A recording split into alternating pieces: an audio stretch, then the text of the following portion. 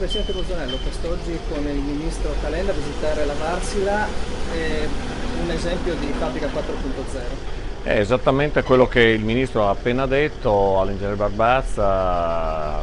Presidente di Varsila, e al sottoscritto, quando ha visto esattamente come questa fabbrica ormai sia a un livello di digitalizzazione altissimo, come da qui sia per la parte della produzione sia per la parte poi di controllo in remoto rispetto alla possibilità di intervenire sulle navi in caso di guasti, in caso di problematiche, direttamente dall'headquarter alla nave, ed è esattamente quello su cui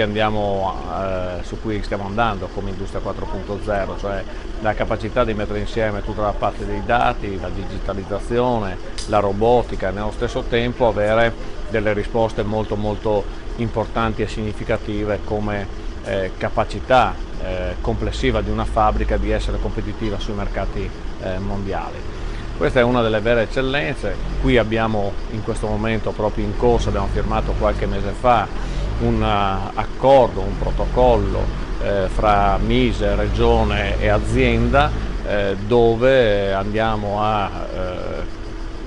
finanziare un progetto di ricerca proprio per rendere ancora più competitiva questa azienda, e questa compartecipazione sia del Ministero sia della Regione e dell'azienda in modo particolare ci darà altre prospettive, perché qui adesso si sta lavorando su un grande progetto che riguarda gli ibridi, quindi riguarda un nuovo modo di concepire i motori per le grandi navi.